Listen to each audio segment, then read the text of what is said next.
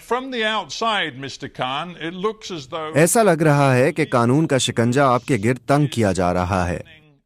کیا واقعی ایسا ہی ہے؟ Does it feel that way to you? Yes, Stephen, it's been like that for a while. جی ہاں Stephen, جب سے مجھے اقتدار سے ہٹایا گیا تقریباً 14 سے 15 ماہ پہلے تو اسٹیبلشمنٹ سمجھتی تھی کہ پارٹی ختم ہو جائے گی، اور عموماً ایسا ہوتا بھی ہے کہ جب آپ اقتدار میں نہیں رہتے تو آپ کی مقبولیت کم ہو جاتی ہے. لیکن اس کے بالکل برعکس پارٹی کی مقبولیت پہلے سے بھی زیادہ بڑھ گئی، اور یہ پاکستان میں بہت غیر معمولی بات تھی. جب ضمنی انتخابات ہوئے تو میری جماعت نے 37 میں سے 30 ضمنی انتخابات میں کامیابی حاصل کی، باوجود اس کے کہ اسٹیبلشمنٹ حکومت میں موجود جماعتوں کی پشت پناہی کر رہی تھی.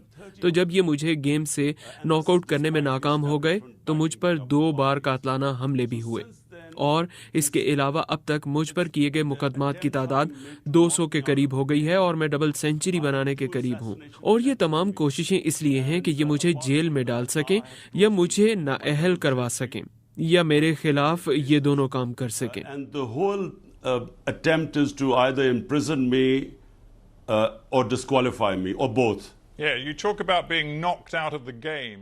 آپ گیم سے باہر کیے جانے کی بات کر رہے ہیں، اور آپ کے خلاف تقریباً 200 کیسز ہیں، جن میں سے ایک آفیشل گفٹس کے غلط استعمال، اس کے علاوہ توہین الیکشن کمیشن کا کیس، اس کے علاوہ بغاوت، بلاسفیمی، اور یہاں تک کہ ایک قتل کے مقدمے میں بھی آپ نامزد ہیں.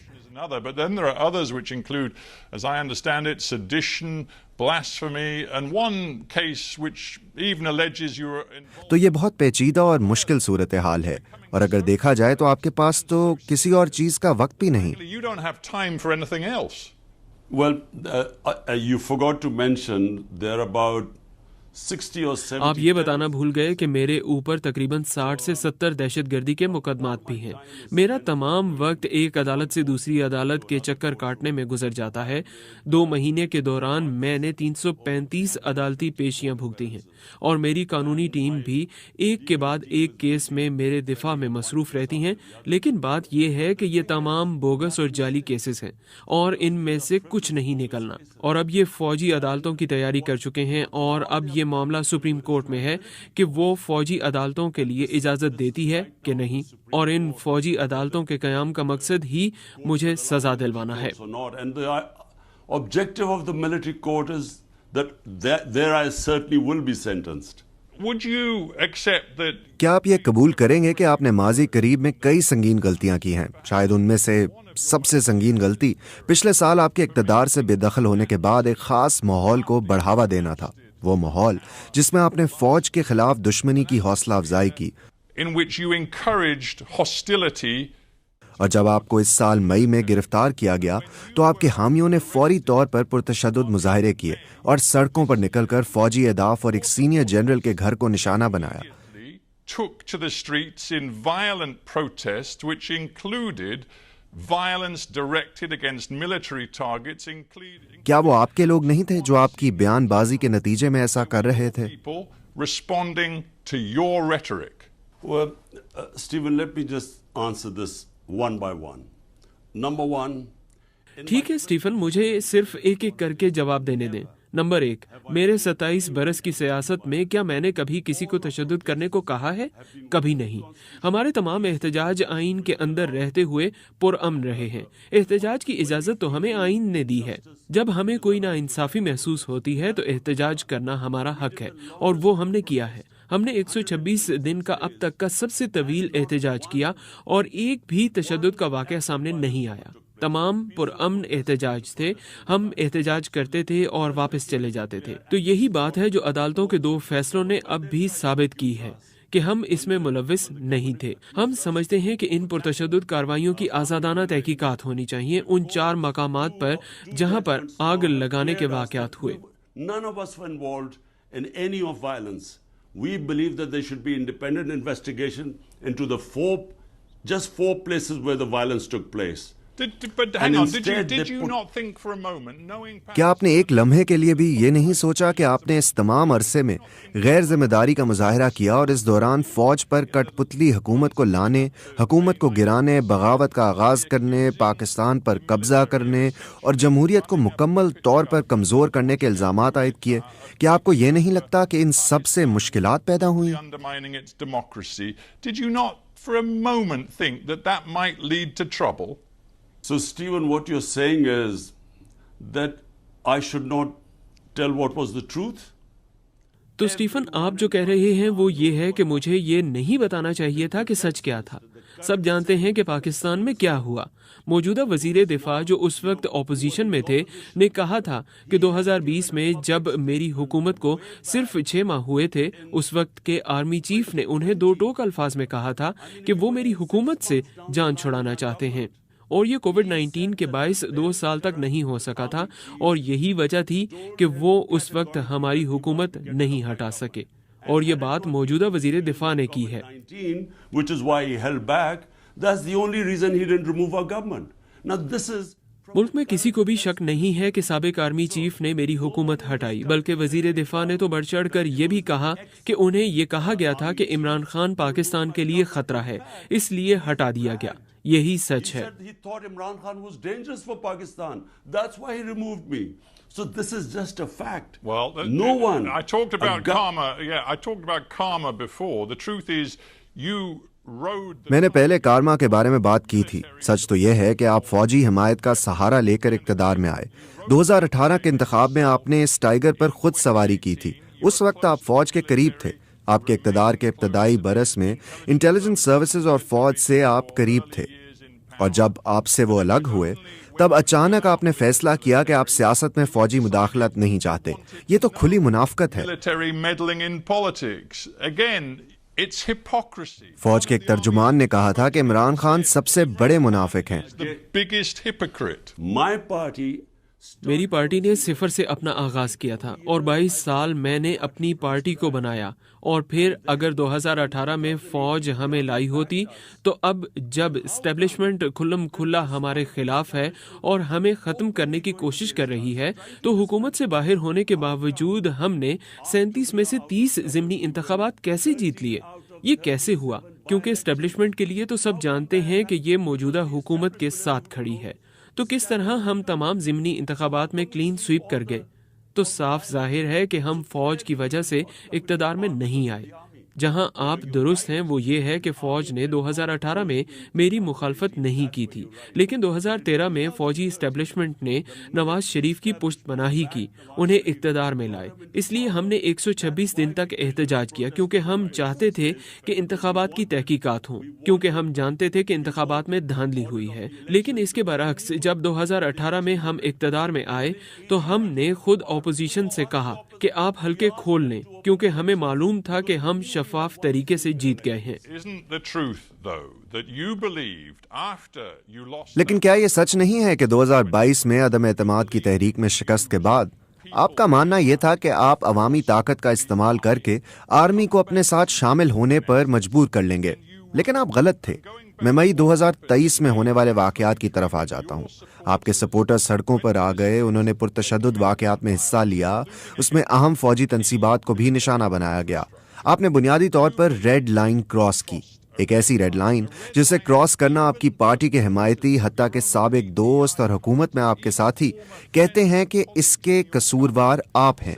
ये आपकी जिम्मेदारी है। It's your responsibility to quote your former defense. आपके साबिक वजीर दिफा परवेज खटक ने कहा कि मेरी नई जमात के तमाम सियासी नुमाइंदे इमरान खान को 9 मई को होने वाले सानेहात का जिम्मेदार ठहराते हैं।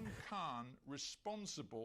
उन्होंने कहा कि इमरान खान रियासत मुखालिफ एजेंडे को अवाम ने और उनकी पार्टी के साबिक रहनुमाओं ने रद्द किया है। Has been rejected by the masses and his own party's former leadership.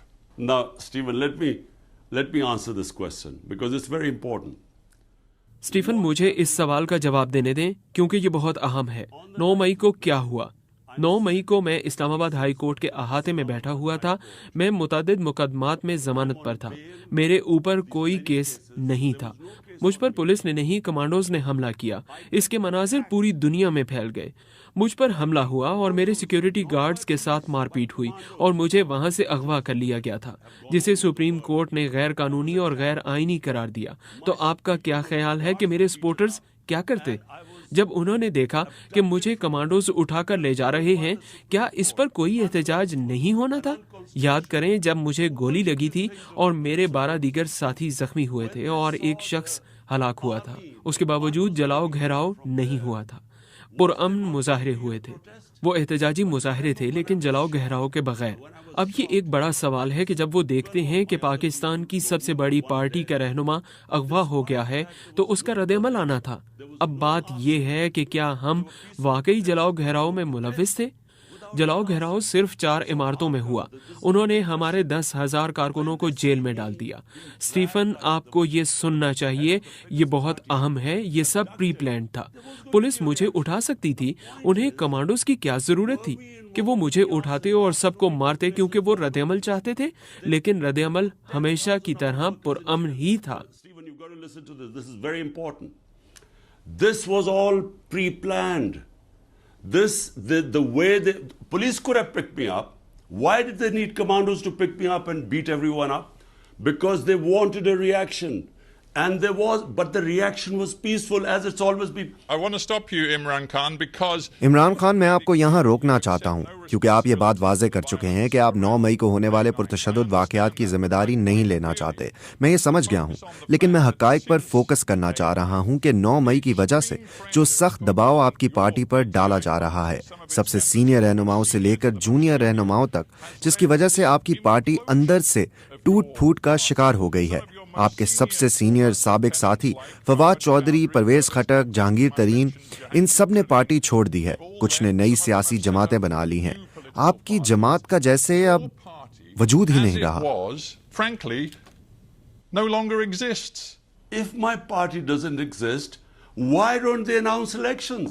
अगर मेरी पार्टी का वजूद नहीं है तो वो इलेक्शंस का ऐलान क्यों नहीं करते? वो इंतखाबात से क्यों भाग रहे हैं, जो आइन के मुताबिक है और सुप्रीम कोर्ट ने इसका हुक्म भी दिया था? पाकिस्तान का 60% हिस्सा पंजाब है। वो वहाँ के इलेक्शन से भाग गए। अब ये अक्टूबर में होने वाले इंतखाबात से भी भाग रहे हैं। अगर मेरी जमात खत्म हो गई है तो उनको घबराना नहीं चाहिए। मसला ये है कि जमात कायम है। उन्होंने हर किस्म के हरबे इस्तेमाल कर लिए हैं। उन्होंने 10,000 लोगों को जेल में डाल दिया है, जिनमें खवातीन भी शामिल हैं। ये इससे पहले कभी नहीं हुआ। और इससे भी बदतर बात यह है कि उन्होंने लोगों पर ज़ेरे हिरासत टॉर्चर किया है। इस मुल्क की तारीख में ऐसा कभी नहीं हुआ। तो दबाव में आकर कुछ लोग छोड़ गए हैं, लेकिन अक्सरियत लोग छुपे हुए हैं। मेरी सारी सीनियर लीडरशिप जिनकी गिरफ्तारी नहीं हुई, उनमें से कुछ छोड़ गए हैं, लेकिन बाकी छुपे हुए हैं। मेरे कारकुन छुपे हुए हैं और चंद लोग और छुपे नहीं हुए, लेकिन हम अपने घरों में तकरीबन नजरबंद हैं। With 1 or 2 other guys who are not in hiding, but we are more or less house arrested. But that's the point. That's the point. I mean, hang on. यही नुक्ता है। हमारे पास ज्यादा वक्त नहीं है। फवाद चौधरी जो इस शो पर आ चुके हैं और जो आपके बहुत वफादार थे, लेकिन अब उन्होंने सियासत छोड़ दी है, वो कह रहे हैं कि आपके साथ वो मजीद काम नहीं कर सकते। उन्होंने गुज़िश्ता बयान में कहा कि आपको मेन स्ट्रीम सियासतदानों के साथ राब्ते बहाल करने का तरीका ढूंढना पड़ेगा। उन्होंने नवाज शरीफ का जिक्र भी किया। उन्होंने कहा कि मुल्क बहरान के करीब है और अब ये आपकी जिम्मेदारी है कि आप अपने मफादात को एक तरफ रखते हुए नवाज शरीफ और दूसरों से राब्ते करें। क्या आप ऐसा करने के लिए तैयार हैं? Are you prepared to do that? The fact that the country is on the brink of a major disaster. ये हकीकत है कि मुल्क एक बड़े बहरान के करीब है। हम वाकई तारीख दौर की जानिब बढ़ रहे हैं, क्योंकि बुनियादी तौर पर इस वक्त पाकिस्तान में गैर एलानिया मार्शल लॉ लगा हुआ है। गुज़श्ता 20 बरस में मुल्क जमहूरी निज़ाम की तरफ चलने लगा था, लेकिन एकदम से ऐसा नहीं रहा। कोई ऐसा मीडिया नहीं जो आज़ाद हो, और वो अदलिया को अपने काबू में लाने की कोशिश कर रहे हैं। तो हम तारीख दौर की जानिब जा रहे हैं। लेकिन इसका हल क्या है? क्या हल ये है कि کہ ان لوگوں سے ہاتھ ملا لیا جائے جنہوں نے اس ملک کو 30 برس تک لوٹا؟ میں سیاست میں اس لیے نہیں آیا تھا کیونکہ 2 خاندانوں نے ہمارے ملک کو معاشی طور پر برباد کیا تھا. میں اس لیے آیا تھا کیونکہ میں طاقتور لوگوں کو قانون کے گھیرے میں لانا چاہتا تھا. اسی وجہ سے میری پارٹی کا نام تحریک انصاف ہے. اور کیا اب مجھے ان لوگوں کے ساتھ شامل ہو جانا چاہیے جو اس ملک میں قانون کی حکمرانی کو تباہ کرنے کے ذمہ دار ہیں؟ کیوں؟ تاکہ مجھے اقتدار ملے؟ اس سے بہتر ہے کہ میں اپوزیشن میں ہی رہوں. What for? To come into power? I'd rather not come into power.